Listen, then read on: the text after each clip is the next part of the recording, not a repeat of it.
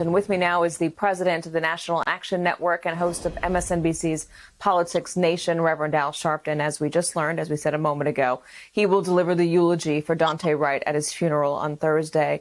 Rev, good to see you. Let us start there. What's the family hoping? What's the message the family is hoping that you will send?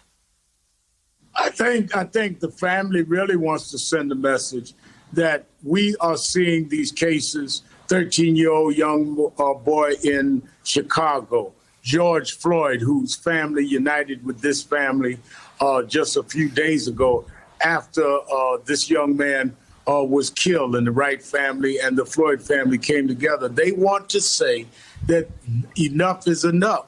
Police must be held accountable. I think Katie said it best, Katie Wright, the mother, that we can never replace their children, but we can make people accountable.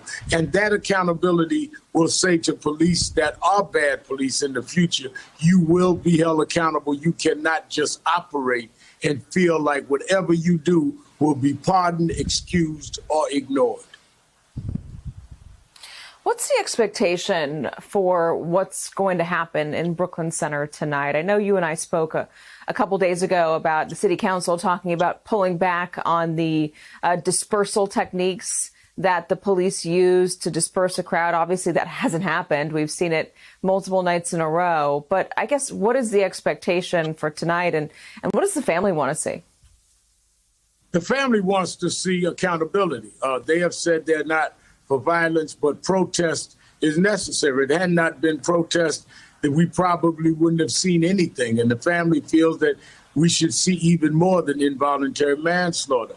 And I've talked to the father, I've talked to China, who is the girlfriend and mother of the child of the young man that was killed. You've got to remember, this is a 20-year-old young man killed for what is basically a traffic stop.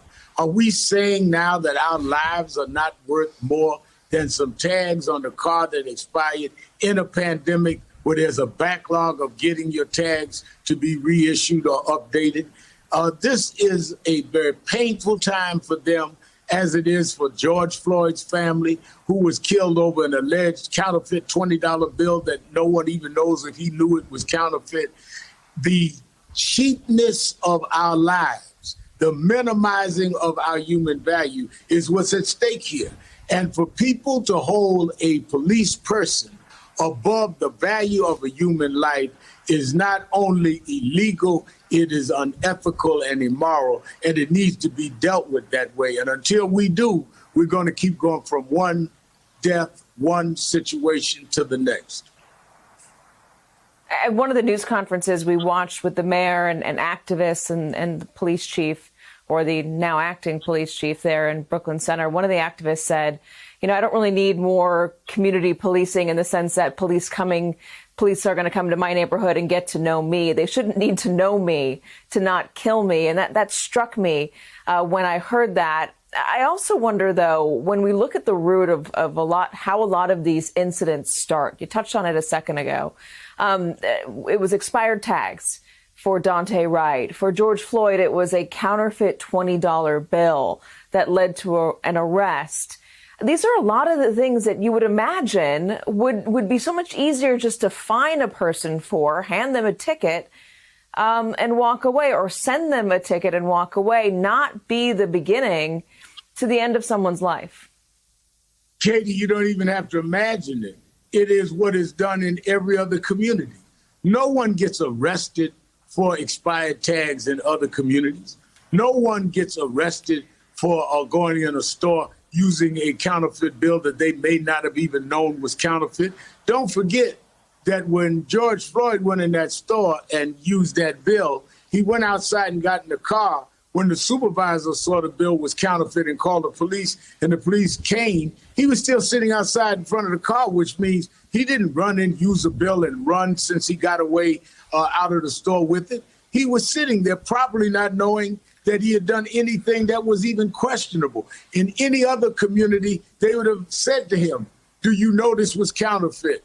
Do you have other money to pay for the items you bought? So this is absurd that we would be in these communities treated differently than they are all across this country. As we speak, somebody probably has bad tags and someone is being told, you need to get your tag straight. I'm going to give you a ticket. I'm going to warn you. And that would be the end of it. These people are dead. Reverend Al Sharpton. Rev, thanks so much for joining us and helping us wrap it all together. We appreciate it. Hey, thanks for watching our YouTube channel. You should know that you can follow today's top stories and breaking news and catch up on your favorite MSNBC shows all in one place. Download the NBC News app today.